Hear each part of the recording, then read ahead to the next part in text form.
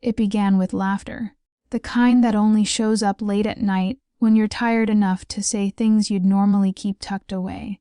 We'd been talking for hours, nothing heavy, nothing dramatic, just the kind of wandering conversation that slips from memory to memory, circling around old stories and familiar names. Before I unfold the rest of this night, take a second to hit like and subscribe. It really does help more than you know. And if you're drawn into stories like this, I want you here for every one of them. Also tell me in the comments, where are you watching from? Are you in a small town where the evenings fall slow and gentle, or in a city where the lights never quite go dark? He said it like a joke at first. If you ever wanted to, you could pick anyone. I smiled. I should have let it float past. Just another careless line in a sea of sleepy honesty. But I didn't, because it wasn't just the words. It was the way he said them. So calm. So sure. There was trust in it. Maybe even a quiet challenge. And that stayed with me long after the lights went out. I told myself it didn't matter. That after years together, this was just the kind of thing people say when they're comfortable enough to pretend they're not serious. But the thought didn't leave. It lingered in the in-between spaces. When I made coffee, when I brushed my teeth, when the house went quiet and my mind didn't. Soft, curious, almost gentle.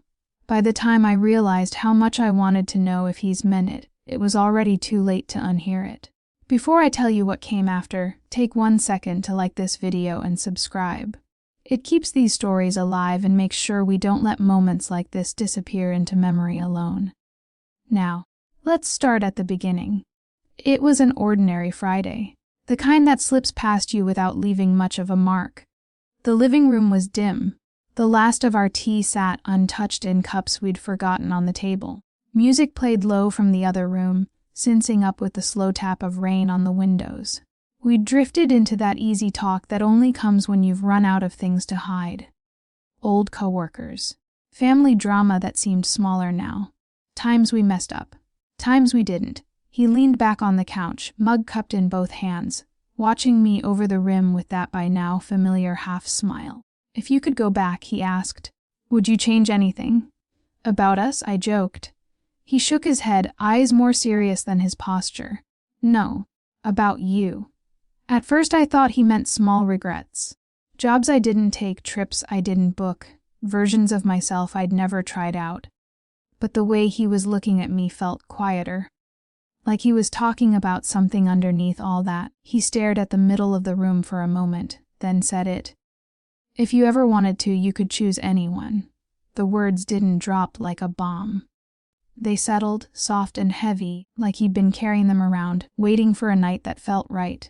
I smiled, trying to keep my voice light. Anyone. He nodded. Anyone. The air thickened, not tense, just full. It felt like a doorway had opened. Neither of us rushed to close it. If I had known what that sentence would set in motion, I might have laughed it off, changed the subject, made fun of him for being too generous. But I didn't. Instead, I asked, why? He studied my face like he was taking one last chance to decide whether to say it out loud. Because you've given me everything? He said quietly. Maybe I just want you to know you're allowed to take something, too. It was one of the kindest things anyone had ever said to me. It also shifted something I didn't fully recognize until later. A stillness entered the room. Not angry, not cold, just deeper. That was the moment it stopped being a joke. I just didn't realize it yet. I reached for his hand, traced a small circle over his thumb to keep myself grounded. You'd really be okay with that? I asked. He didn't speak right away. He just looked at me, held my gaze, and then gave a single, deliberate nod. That was all it took. One simple truth, spoken and received. We fell silent afterward, not in discomfort, just in the awareness that something had been named that couldn't be unnamed. He eventually leaned forward, pressed my hand to his cheek, and smiled like the conversation had ended right there. It didn't. Later, when he drifted off to sleep, I lay beside him, eyes open, replaying his words to the rhythm of the dark. Choose anyone. It was supposed to be a moment that lived and died on that couch. But some ideas don't switch off with the lights. He too, the coffee maker clicked to life before the sun. By the time I padded out to the kitchen, he was already gone. Meeting, commute, the ordinary churn of his workday. Steam rose from my mug, curling around my fingers, and with it came that line again. You could choose anyone. I hadn't known a single sentence could echo louder than an apology. I tried to drown it in tasks, emails, laundry. The same playlist I always queued up on autopilot. But it slipped under everything. The mug felt heavier in my hand. The quiet felt thicker. By the time I opened the front door to step out into the day, I found myself whispering his words under my breath. A secret I hadn't agreed to keep but was holding anyway. It wasn't guilt that followed me. It was permission. Quiet, patient. Waiting. At the market, I realized my eyes were landing differently. On strangers' faces. On how someone laughed. On the way someone looked up when they said, "Thank you." Nothing planned, nothing inappropriate. Just noticing through a different lens.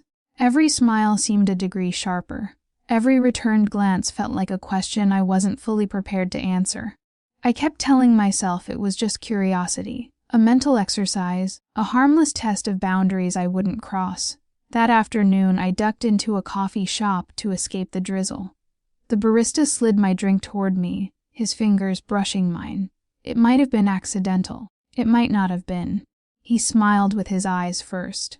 I smiled back a little too easily, and that was the first time I felt myself lean over the edge of the rule, just to see what the view looked like. The rest of the day blurred, not because nothing happened, but because everything felt slightly off.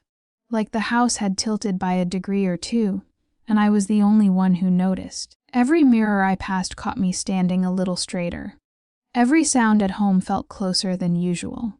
Evening arrived the way it always did, shadows lengthening across the walls, the familiar softness of our bedroom light.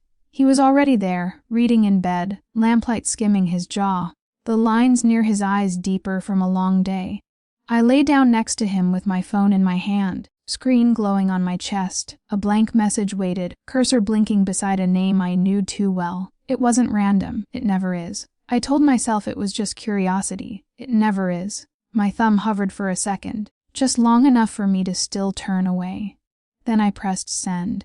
The little whoosh sound was almost inaudible, but between that sound and the silence that followed, I felt the whole weight of what I'd just set in motion. The night didn't react. He didn't look up, but Faye knew. The choice was no longer hypothetical. It was out there, moving toward me. The next day dragged in a way I hadn't known hours could. I tried to move through it on autopilot. Dishes stacked, washed, dried. Laundry folded. Smudges wiped from the countertop. But everything I did felt like I was watching someone else's hands. Too quick. Too slow. Like my body was already bracing for something my mind wouldn't admit was coming. He texted me in the early afternoon. Meeting ran long. Headed to drinks with the team. Don't wait up. I stared at the screen. It was a practical update. No emoji, no extra punctuation. But I read those 3 words, "Don't wait up," like they were a key placed on the table between us. I wrote back, okay. Just that. I kept reading and rereading our exchange, feeling that quiet permission grow teeth. By 5, the sky had shifted into that soft gold that always makes the day look gentler than it actually was. I moved through our bedroom on purpose, this time fully aware of my own pacing. I chose clothes I hadn't touched in months. Not because they were revealing. They weren't. Because they were different. A scent I usually saved for days when I needed confidence. A jacket from another season that made me feel like a slightly bolder version of myself. I didn't stare at myself in the mirror, picking apart details. I only glanced long enough to make sure everything sat where it was supposed to. My hand smoothed fabric that didn't need smoothing. A nervousness disguised as precision. There was no ping on my phone with a time, no knock lined up with a clock. Just a space in the evening where something might happen or might not. I sat on the edge of the bed for a few minutes, listening to the house settle. I wasn't sure if I was early or if he was late. The room grew dimmer as the sun let go. I didn't turn on the light. My phone buzzed once. Just a name. No message. I stood up before I'd finished the thought. I told myself I could still turn back. I didn't. The hallway had never felt so long. Every footstep sounded too loud. The soft scrape of my shoes. The whisper of my sleeve brushing the wall. the tiny click of the lock when I turned it. I paused with my hand on the knob, fingers cold and warm at the same time. He was on the other side of the door. There was no build-up, no deep breath shared through a peakle. When I opened it, we just stood there. I didn't paste on a smile. Neither did he. We didn't need any performance. Because we both knew exactly why he was there, and why I had opened the door. I had told myself this was about fairness, that because my partner had offered an open door, I was simply stepping through it, that I was balancing something invisible between us. But the truth, the one I only let myself see much later, was colder and clearer than that. I wasn't balancing trust. I was trading it. I had taken something solid and exchanged it for curiosity dressed up as justification. And once that trust was gone, once it had been spent, no amount of giving, no amount of future permission, no amount of reassurances could bring back the exact shape it had before. Trust, once bent that far, never quite lies flat again. Here's the part most people don't like to sit with. It didn't explode my life immediately. There was no dramatic scene in a restaurant. No suitcase on the driveway. No shouting. From the outside, nothing changed right away. We still had dinner. We still shared a bed. We still laughed at the same shows. But inside, something tiny and essential had shifted gears. He had given me a strange gift that night we lay on the couch, freedom I hadn't asked for. And I had taken it in the most literal way possible. Not to test the strength of our relationship, but to escape the discomfort of asking what I really wanted from him. Looking back now, I can see the fork in the road. I could have asked why he'd said it. Could have admitted I didn't fully understand. Could have used that moment to deepen our connection instead of stepping outside it. Instead, I walked through the easiest door, the one that felt like relief in the moment, and loss in the long run. So now I want to ask you something. If someone you love, someone you trust, looked you in the eyes and said, if you ever wanted to, you could choose anyone, would you believe them? Or would you recognize the danger hiding in that kind of freedom and step away before it cost you more than you meant to spend? Be honest, with yourself first, then, if you're brave, in the comments. Share what you think you'd do.